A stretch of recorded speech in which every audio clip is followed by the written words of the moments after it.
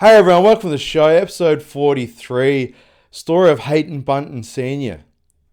So before I talk about Haydn Bunton Sr., who served in the war and also is a great, prestigious footballer, Australian rules footballer, I just want to give a quick shout out to a really good mate of mine and also fellow firefighter, Ross.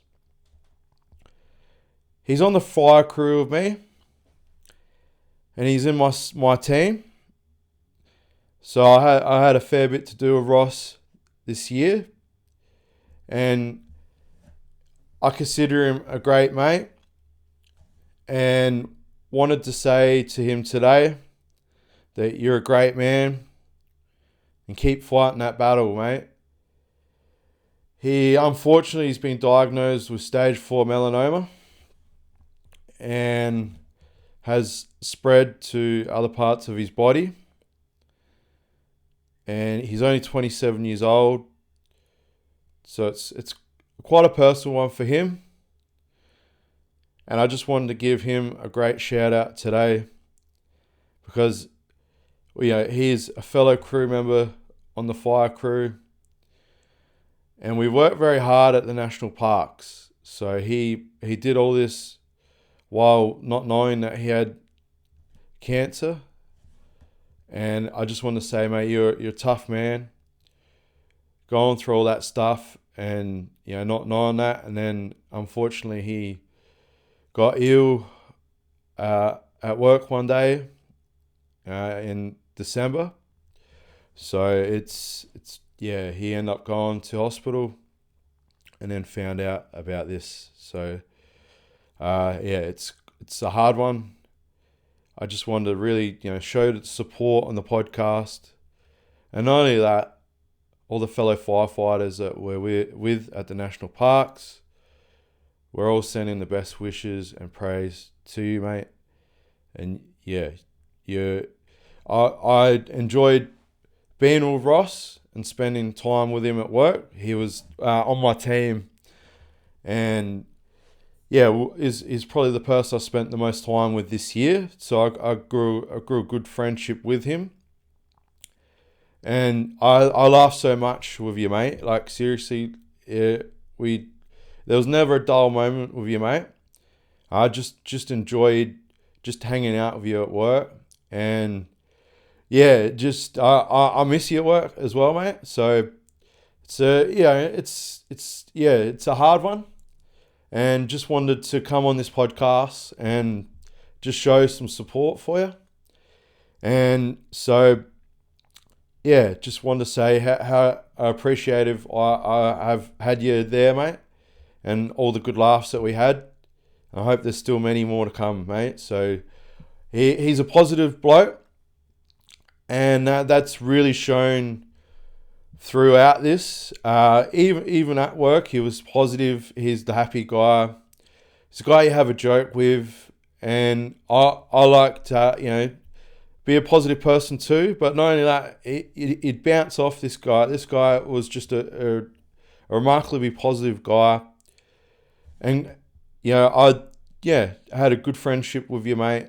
I enjoyed every time at work, and just the jokes and laughs we would have. So we spent a lot of time together, and just the positivity you've shown fighting this is nothing short of being more than brave and courageous. So you've done well, mate. And the support your mates have given you and your family as well, a shout out to them. So really admire you, mate, and what you're going through and how you fought through it without even knowing is just, you're a hero, mate. So I just wanted to share that with everyone. And not only that, his sister has set up a GoFundMe for Ross.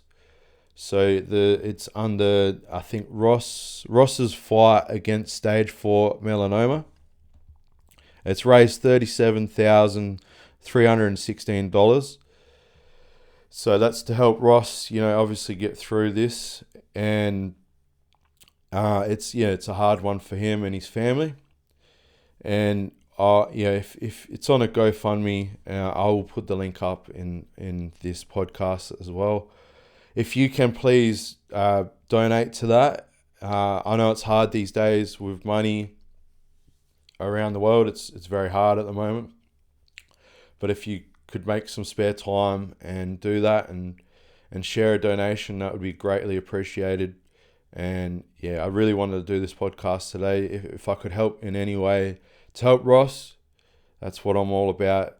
And first and foremost, he's a good mate and a fellow firefighter, and it's more than anything I can do, mate.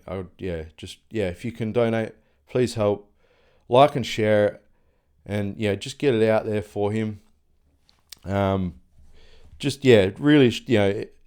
you can do that for us, that would be appreciated. And also, if you can get skin checks as well, that'd be a good thing to do. That's one thing that they wished upon from his family and Ross, is to get skin checks and check for like melanoma type stuff. So it's important. I know they can be quite costly, and if we as a country could maybe provide skin checks under the bulk billing, or some sort of way that we could maybe make skin checks free in Australia, would be one thing that I think would be a great initiative for the country. So please, that's one thing that Ross has shared, and what he's going through is nothing short of being brave and courageous, fighting the battle against cancer. So just a shout out to you, mate. It's very important, and thank you for being a great worker alongside me at the national parks, and also everyone at work is appreciative of you as well, mate. And shout out to you and your family and what you're going through. I'm always here, mate. So thank you. So I appreciate that, everyone. We're going to talk now about Haydn Bunton Sr. Sorry, butchered that one. So he was born in 5th of July, 1911. So he was Australian rules footballer who represented Fitzroy in the Victorian Football League and Subiaco in the Western Australian Football League, so the Waffle. He also played for Port Adelaide in the South Australian National Football League, the SANFL. So from the, during the 1930s to the 1940s. So quite an interesting character. So he's gone from playing in 3 different states. So you got to remember, this is in the 30s and 40s, a long time ago. So to transfer and play in 3 different leagues. So his resume is quite a resume. We'll talk about his early career. So he began at Albury Rovers, Albury and Albury West. So from 1923 to 1930. So he won the Best and Fairest awards twice after winning a premiership with the Albury Rovers in 1926 and 1927. He moved across to Albury Football Club, although Bunting, he had earlier made his debut. And so that was in the Ovens and the Murray League as well. So that was as a 13-year-old, so quite a young lad. So he kicked 4 goals in the 1926 final, in the grand final, as a 15-year-old. So he's quite a resume already at a young age. Also played in their 1927 premiership. So he also went on to win the club's Best and Fairest award, both in 1926 and 1927. So in 1928, in June, the Victoria Football League played a match against the Ovens and the Murray Football League in Warragata. And the 16-year-old Haydn Bunton was praised after the game by the VFL captain Frank Marr as being able to hold up his own in any league team. In 1928, he was the best on ground for the Albury Football Club and also in the Ovens and the Murray Football League. The grand final win against St. Patrick's Football Club, Bunton won the Best and Fairest award also in that year of 1928. So yeah, he went on to follow there. Also, continue playing for them those teams in 1929. Also was the premiership side, winning side against East Albury, and once again he was best on ground in that grand final. It was to this point, starring in the 4 consecutive senior football premierships, that his natural football ability attracted the attention of 12 VFL clubs. So it's a Victorian Football League. It's the big league of Victoria at the time. So in the early 1930s, Bunton was treated to a farewell dinner at Alby. So yeah, he ended up signing with the Fitzroy Cricket Club and the Fitzroy Football Club. So he both played cricket and football. So quite a talented man. So I think, yeah, he must have been, it doesn't say what age he was at this time, but shortly after Fitzroy had won the race to secure his services, that they had paid him $220, but it's the equivalent of $18,750 in 2020 terms, so probably a bit more now since inflation. But yeah, probably equivalent, in those times they had work and play, but at that time probably was a lot of money. So to join which to join was illegal under the VFL rules. He was subsequently disqualified for 12 months by the Victorian Football League. The permit committee and able to play during the 1930 VFL season for Fitzroy. Despite several appeals, Bunting later claimed in a 1950 news article that he received money for a knee operation after he torn a cartilage in 1930. So yeah, in that Murray Football League grand final. So yeah, his initial legal match payments were a modest sum of $168 per week. So he resisted offers from the Victorian Football Association, the VFA, to play for them during the 1930 season. One club were offering him a brand new car. So yeah, imagine how much a car was back then, mate. So yeah, cars were obviously, not invented too long before that. So that, having a car was a sign of probably being a bit more wealthy aspect in that sort of social fabric then. So after finally receiving a permit to play back in the Ovens League or for the West Albury Football Club, or in the Murray Football League, in June 1930, he was appointed captain/coach and later played in his 5th consecutive grand final. And the match against Hume Ware Football Club, who proved too good and defeated West Albury for the premiership. Bunton once again played a starring role up until half-time when he was injured his knee and took no further part in the match. So yeah, sort of sad. I guess he didn't get cleared to play a VFL and went back and got injured. So, but for Fitzroy from 1931 to 1937, he was cleared to play football, and his clearance was finally approved by the Victorian Football League and the permanent committee. Finally made his much anticipated debut in round 1 of the 1931 VFL season against the Melbourne Football Club at the Melbourne Cricket Ground, the MCG, the biggest ground in Australia. So that's the heartland of football, the MCG. It's a great oval. And I'll go on there in Easter to go watch a match. We'll play Adelaide playing Richmond, and also we're going to watch Hawthorn and Geelong since my girlfriend's a big Hawthorn fan. So that's all booked. So yeah, kicking 1 goal in the losing team. Bunton played as a rover/follower, so it's in the middle, and achieved instant success, winning Brownlow medals in the first 2 seasons, so in 1931 and 1932. So for those who don't know, the Brownlow medal is the best and fairest award of the whole league. So he's given the umpire votes each game. They count them up, obviously, at the end of the season. So all the umpires have a vote on who they think's the best player. And essentially, it's named the Brownlow Medal Award, and it's awarded to the player that gets the most votes.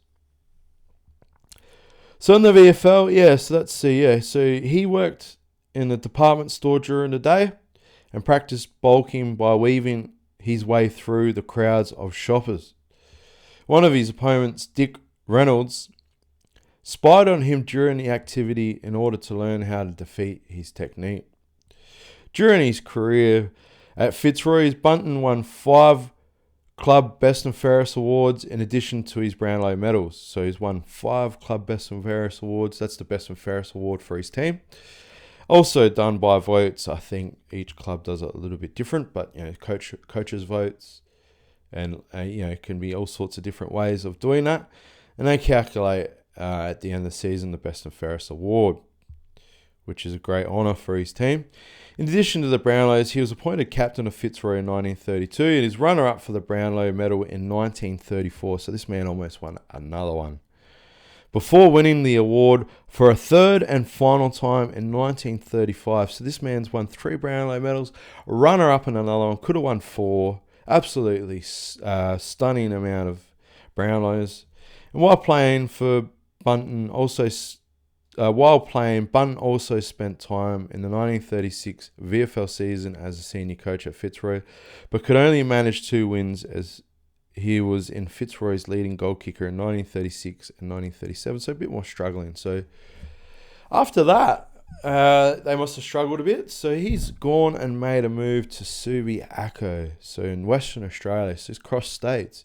He's gone to one of the furthest states away from Victoria in a way, so WA. Those who don't know, so in the 1930s, going all the way over there is quite a distance. So in 1936, he moved to Western Australia, as I've mentioned, and the position of captain and coach of Subiaco. While competitive, he also failed to play finals during his coaching stints of 1938, 39 and 41.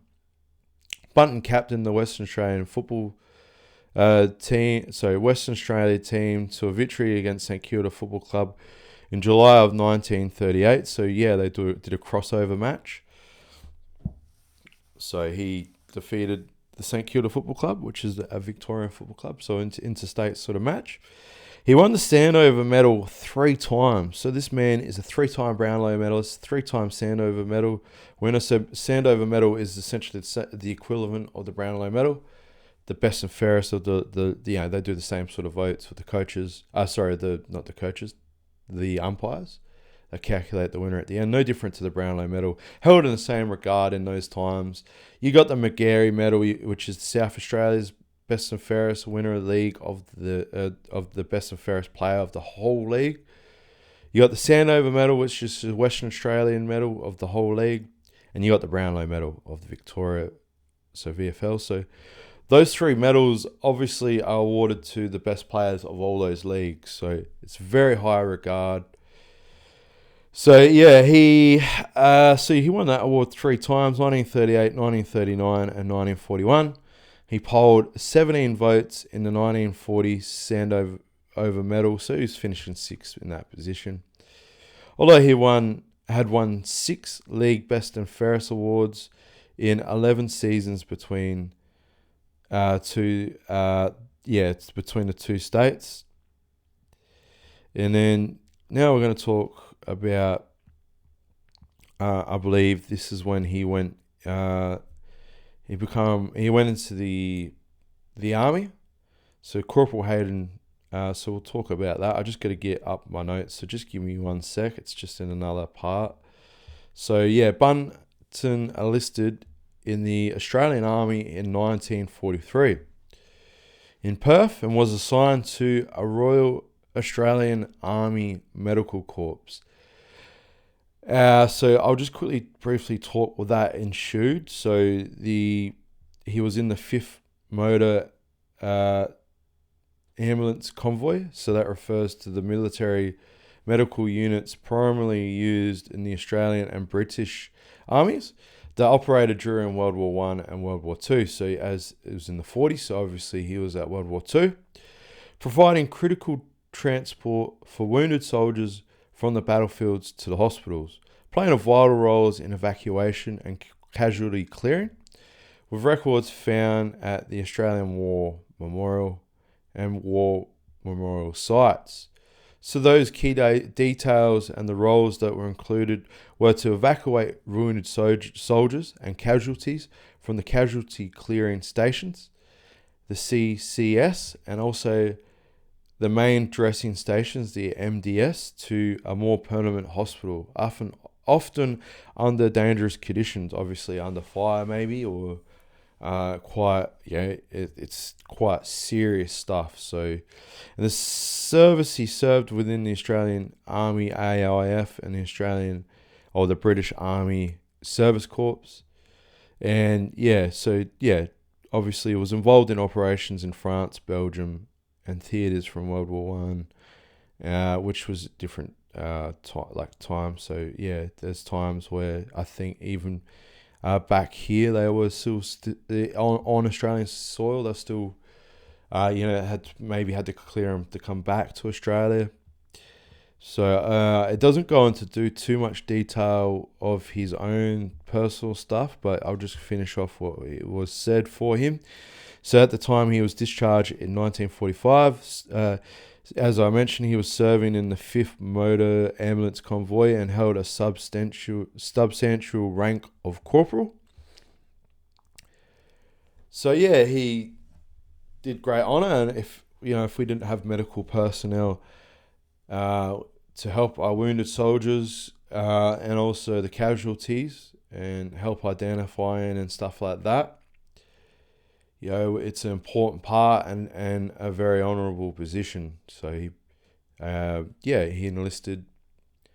That's an important role. So he must have had a bit of education growing up through his childhood and his teenager years to go into the medical part of the army. So I just want it's obviously not as detailed as my previous podcast with Bob Quinn.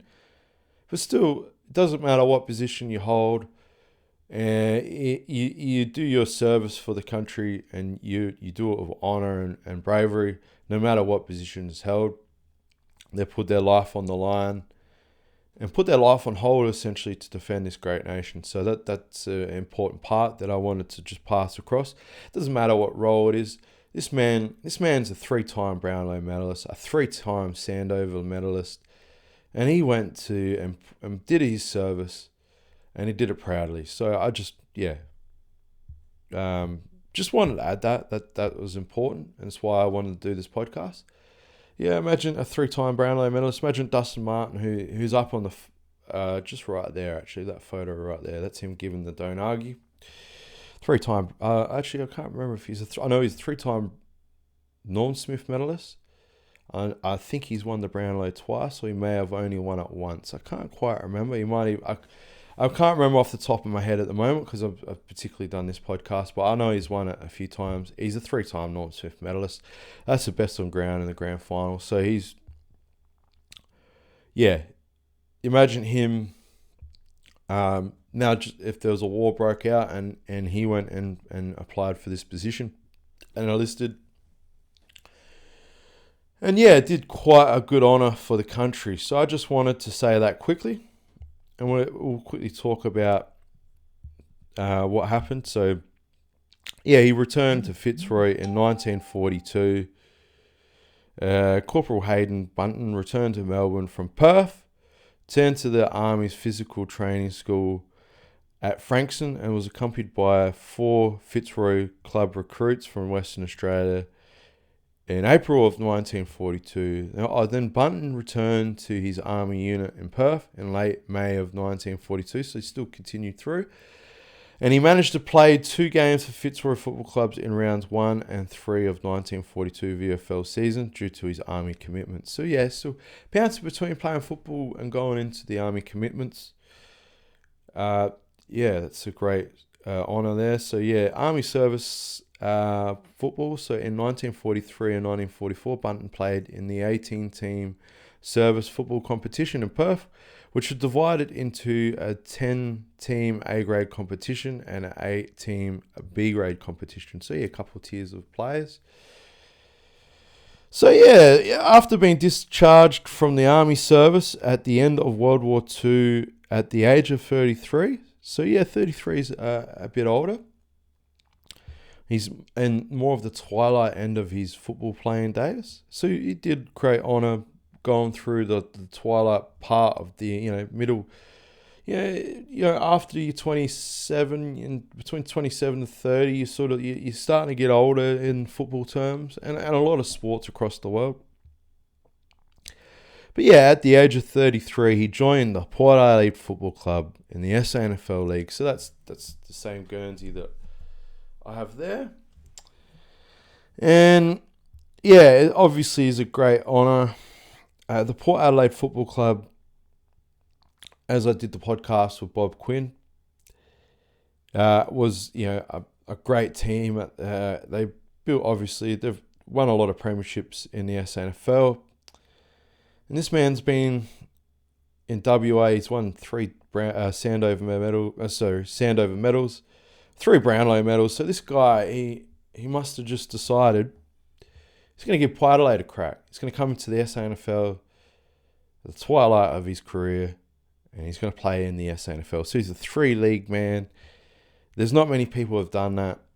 But not only that, he played 17 games during the 1945 SANFL season. Bunton would form a formidable duo with Bob Quinn. So as I did the podcast before with Bob Quinn, the war hero, the amazing story that he has. So please check that out. It's a part of history. So this man, who also served in the army and for the country, wanted to play some football with Bob Quinn at the Port Adelaide Football Club. So he joined him. So yeah, he was helping Port Adelaide also attract record crowds for the season. Obviously, yeah, Bob Quinn is a historic Port Adelaide name. And this man is iconic figure too. 3-time, as I've said it already, 3-time, 6-time best league player of both the VFL and the Waffle. So he's come to the SANFL, the one league he hasn't quite dominated yet. So, but yeah, attracted massive crowds. And at the end of the minor round, Port Adelaide had only lost 2 games, finishing up with a percentage of 133. So quite a dominating season for the Port Adelaide Football Club. Bunting would also actually go on to play his first final of his career with the Port Adelaide Football Club. So this man's it's quite interesting. A guy that has won all these awards, but not actually had much final success. So I admire that though, because he's stuck by his club. It's quite an honourable thing. Not having final success, but sticking by a club. Oh, but he did sort of stick by his club, but played in multiple leagues. So yeah, he played his first final with Port Adelaide in their second semi-final win against Nord in front of 36,000 spectators on the lovely Adelaide Oval. For those who don't know, Adelaide Oval is a terrific oval. It's the main oval in South Australia. It's in the heart of the city, and it's one of the last remaining stadiums in Australia that have a traditional scoreboard dating back to, back in the day. I'm not quite sure what year it was made, but obviously very 1900s, could even be in 1800s. I'm not 100% sure on that one. I have to fact check that one, but it's iconic and traditional oval, and it has a hill right next to the scoreboard that you can go along. It's got big grandstands around it as well, but the hill is an iconic part. And with Gather Round, a lot of Victorians come over. They love the hill because it gives you a bit more of a local feel. It's just a traditional part that you don't see so much in football stadiums. So yeah, He would go on to kick 2 goals during the match, and the win against Nord qualified Port Adelaide for the 1945 SANFL Grand Final against West Torrens. During the first quarter of the 1945 SANFL Grand Final, Port Adelaide kicked a record quarter-time score for the SANFL Grand Final of 8 goals won, 51 points. So 8 goals and 1 behind, equaling 51 points, which still stands today. So, which is an amazing stat, even on the SANFL still played today. The Crows and Port Reserve team play alongside all the other SANFL teams, and it's still standing till today, that record. So, but however, it was not enough for Bunting to win his first premiership as a player for Port Adelaide. So he has won premierships before, obviously at Albury, but that was more in like a local country league, not at the highest feat as VFL or Waffle or the SANFL. So they were like the pinnacle of where of football. So yeah, Port Adelaide falling short by 13 points to West Torrens in the 1945 Grand Final would be Haydn Bunton Sr. last match in senior football. He would be awarded 2 McGarry Medal votes during his time in 17 games for Port Adelaide, thus achieving the rare feat of garnering votes in the VFL, the Waffle, and the SANFL. So this man at that time, I guess those sort of little things are a bit unprecedented that he'd win those winning votes in amongst those 3 top tier leagues across the country. So amazing stat, amazing career. On Monday of March 1947, North Adelaide Football Club appointed Haydn Bunton as a senior non-playing coach of North Adelaide and finished 6th position in 1947, 5th position in 1948. He resigned as coach after the last home and away game of September 1948. So yeah, he a brief coaching career. He also spent the 1946 SANFL season as a SANFL football field umpire and earned a very good reputation in a short time of umpiring in 1946 in the SANFL preliminary, with many believing he was stiff not to umpire the grand final the following week. And in 1949 and 1950 and 1951, it was a feature of football writer for the Adelaide newspaper, The Mail. So, yeah, that must have been before the advertiser come along, I'm assuming. So kind of a bit of a sport reporter, or football writer, sorry. And yeah, that covers him quite well. So, so he was critically injured in a car crash into 3 gum trees in Gawler, which is in South Australia, which is quite sad. Unfortunately, passed away from those. But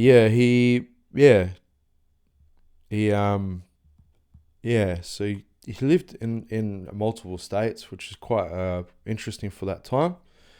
And in 1996, Bunton was named at the left forward pocket in the AFL Team of the Century. So very high honours there.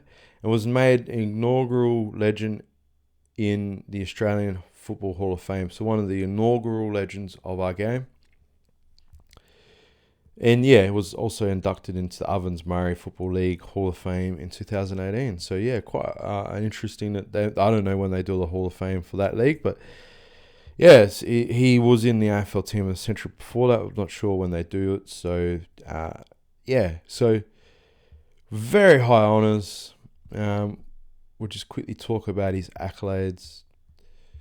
So 3-time Brownlow medalist, Fitzroy captain, 2-time Fitzroy leading goal kicker, 2 times Fitzroy club champion, 3 times Sandover medal winner, Subiaco captain, Subiaco leading goal kicker 1, 2, 3, 4 times. Subiaco's Best and Fairest Award winner 3 times. Played in the 1945 SANFL Grand Final, unfortunately lost, but played in it. Australian Football Hall of Fame legend status. AFL Team of the Century at forward pocket. New South Wales Team of the Century, because he was originally from New South Wales. So he's what an amazing life that he was from New South Wales. Played in the VFL. Played in the Waffle. Played in the SANFL. He's in Fitzroy's Team of the Century as a rover, so obviously high regards from his from also Subiaco's Team of the Century. Ovens and Murray Football League Hall of Famer, 2-time Premiership player at Albury, Albury Rovers, 2-time Premiership player, 1-time Premiership player at Albury, and also 1-time Premiership player at West Albury. So very much, Bunton was the only footballer to ever won the Brownlow medal and Sandover medal 3 times each. He is one of the only 4 footballers to have won the Brownlow 3 times. The others being Ian Stewart, Dick Reynolds, and Bob Skilton. So I didn't think I knew Dustin Martin was a 3-time Norm Smith. Just wanted to clarify that. And only one of only 5 footballers to have won the Sandover medal at least 3 times. The others being Bill Walker, who won it 4 times. So, wow, that's an amazing career. Barry Cable and Graham Farmer and Merv McIntosh, who each won it 3 times. Bunton is also the only player to have averaged 1 Brownlow medal vote per game over the course of the completed career, averaging at least one vote a game. So, stunning amount of votes. Every game he's played, he's always in the best of that game. So, like cricketer Don Bradman and the racehorse Farlap, Bunton was a sporting champion who made life bearable for Australian public during the dark days of the Great Depression. So, not a great time for the world. For those who don't know, the Great Depression was a very hard time. The stock market was down. Jobs were down. It was hard to afford a feed. It was hard to look after your family. So this guy was a bright light in that time. A brilliant runner and a brilliant ball winner, he was regarded by some historians as observers of Australian rules football as its greatest ever player. So that is Haydn Bunton Sr. from his playing days to the war days and everything in between. So so also he's the son of Victorian Ernest Edwards Bunton, the brickmaker, and is born and raised in Albury, New South Wales.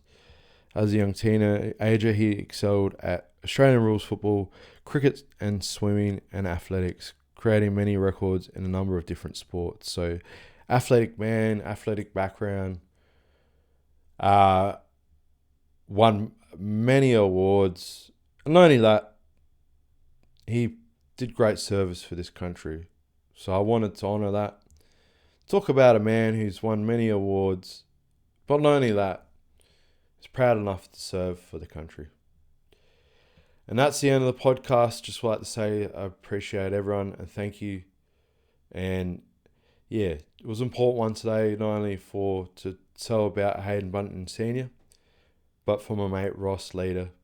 And I hope everyone can somehow donate to this great cause.